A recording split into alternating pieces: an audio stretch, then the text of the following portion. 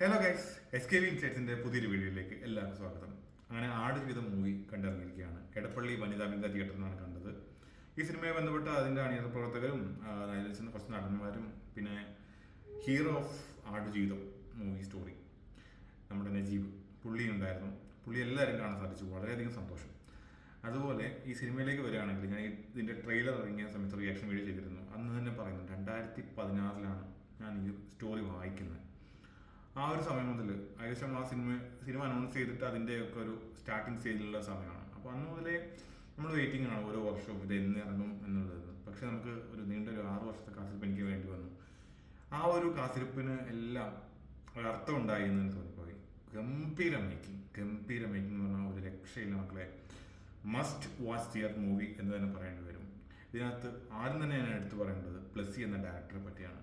കാരണം ഒരു 16 വർഷം ഒരു സിനിമയ്ക്ക് ഇത്രയും പുറകെ നടക്കുക എന്നൊക്കെ പറഞ്ഞാൽ ഇന്ത്യൻ സിനിമയിൽ സംഭവിച്ചിട്ടുണ്ടോ എന്നുപോലും എനിക്കറിയില്ല. മലയാള സിനിമയിൽ എന്തായാലും സംഭവിച്ചിട്ടില്ല. അത്രയും എഫേർട്ട് എടുത്തിട്ടുണ്ട് പുള്ളി. പിന്നെ ലാസ്റ്റ് ചെയ്ത സിനിമ കളിമണ്ണ്, അതും ഏകദേശം എനിക്ക് തോന്നുന്നു ഒരു 8-9 വർഷം മുന്നേ ചെയ്ത സിനിമയാണ്. അതിനുശേഷം ഇപ്പോഴാണ് അദ്ദേഹത്തിൻ്റെ സിനിമ റിലീസാണ്. അപ്പോൾ ഒരു സിനിമയ്ക്ക് വേണ്ടി ഇത്രയും അധികം എഫേർട്ട് എടുത്തത് ഡയറക്ടറാണ്. അതെന്തായാലും അതിനകത്ത് അർത്ഥം ഉണ്ടായിരുന്നതാണ്. ഓരോരോ സീൻ ബൈ സീൻ സത്യം പറഞ്ഞിട്ട് വളരെയധികം ടച്ചിങ് ആയിരുന്നു. ഈ സിനിമ കഴിഞ്ഞിറങ്ങുമ്പോൾ ശരിക്കും പറഞ്ഞാൽ ഇത് തീർന്നു പോയില്ലെന്നൊരു സങ്കടം മാത്രമേ എനിക്കുണ്ടായിരുന്നുള്ളൂ. അത്ര നന്നായിട്ട് തന്നെ എടുത്തു വെച്ചിട്ടുണ്ട്. പിന്നെ അടുത്തതായിട്ട് പറയാൻ പോകുന്നത് പൃഥ്വിരാജ്. അദ്ദേഹത്തിൻ്റെ ആ നടത്തിയ ട്രാൻസ്ഫോർമേഷൻ തന്നെ ആദ്യം പറയണം. കാര്യം എന്ന് വെച്ച് കഴിഞ്ഞാൽ ഇതിനകത്ത് നമ്മൾ ഒരുപാട് രാജുവേട്ടൻ്റെ പല ഫോട്ടോസ് നമ്മൾ കണ്ടിട്ടുണ്ട്. നമ്മൾ പല വെയിറ്റ് ലോസ് ചെയ്ത പല ഫോട്ടോസോ വീഡിയോസൊക്കെ ആയിട്ട് നമ്മൾ കണ്ടിട്ടുണ്ട്. പക്ഷേ അതൊന്നും അല്ലാതെ ഇതിനകത്തൊരു സീനുണ്ട്. അത് തിയേറ്ററിൽ കിട്ടിയ ക്ലാപ്സ് എന്നൊരു കണക്കില്ല. അത്ര ഗംഭീര ഒരു ട്രാൻസ്ഫോർമേഷൻ. 31 kg തന്നെയാണോ കുറച്ച്, അതിൽ കൂടുതലായി തോന്നിപ്പോവും. അത്രയ്ക്ക് നല്ല രീതിയിൽ തന്നെ അത് എടുത്തു വെച്ചിട്ടുണ്ടെന്നാണ് അദ്ദേഹത്തിൻ്റെ ഒരു എഫേർട്ട് പറഞ്ഞേ പറ്റൂ. കാരണം മലയാളത്തിൽ ഒരു നടനും ഇതുപോലെ ചെയ്യാൻ ധൈര്യപ്പെടാത്തൊരു, അത്രയും വെയിറ്റ് ലോസ് ചെയ്യാൻ ധൈര്യപ്പെടാതെ അത്രയും എഫേർട്ട് അദ്ദേഹം എടുത്തിട്ടുണ്ടെന്നുള്ളതാണ്. എന്തായാലും അത് രാജുവേട്ടന് ഒരു നാഷണൽ അവാർഡ് നേടിത്തരട്ടെ എന്ന് ആശംസിക്കുകയാണ് ഈ ഒരു അവസരത്തിൽ.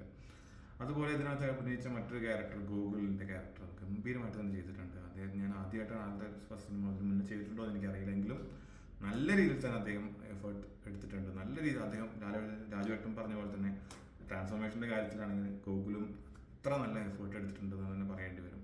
അതുപോലെ ഇതിനകത്ത് അഭിനയിച്ചിരിക്കുന്ന മറ്റേ ആ ഒരു അറബ് ക്യാരക്ടർ, അതേപോലെ ഒരു ആഫ്രിക്കൻ ആ ഒരു ക്യാരക്ടർ, പുള്ളി, അങ്ങനെ ഒരുപാട് ക്യാരക്ടേഴ്സ് വരുന്നുണ്ട് നമുക്ക്. പിന്നെ നമുക്കറിയാം അമല പോൾ അവരുടെ നാട്ടിൽ നടക്കുന്ന കാര്യങ്ങളൊക്കെ കാണിക്കുന്നത് സീക്വൻസിലൊക്കെ വന്നു പോകുന്നത് നമ്മുടെ വൈഫായിട്ടാണ് അഭിനയിച്ചിരിക്കുന്നത്. നല്ല രീതിയിൽ തന്നെ ചെയ്തു വെച്ചിട്ടുണ്ടെന്നുള്ളതാണ്. വളരെയധികം എൻഗേജിങ് ആണ്.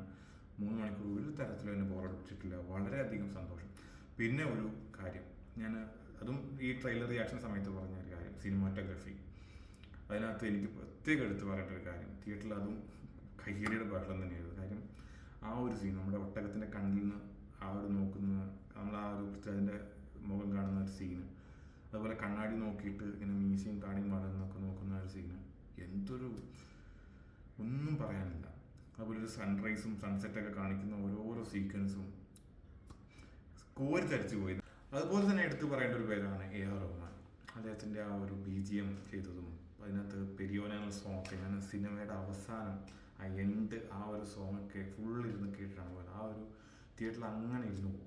അത്രയ്ക്ക് നല്ല രീതിയിൽ നമ്മളെ ഇമോഷണലി അത്ര കണക്റ്റ് ആക്കാൻ ആ ഒരു BGMനായാലും ഈ സോങ്ങിനായാലും സാധിച്ചു എന്ന് തന്നെ പറയേണ്ടി വരും. അദ്ദേഹത്തിൻ്റെ വർക്കിലെ one of the best work എന്ന് തന്നെ എടുത്ത് പറയേണ്ടതായിട്ട് വരും. ഇന്ത്യൻ സിനിമയ്ക്ക്, ലോക സിനിമയിലേക്ക് എടുത്തു വയ്ക്കാവുന്ന, ഏറ്റവും മുൻപന്തിയിൽ തന്നെ എടുത്തു വയ്ക്കാവുന്ന ഒരു സിനിമയാണ് ആടുജീവിതം. ഒരു സംശയമില്ലാതെ പറയാം.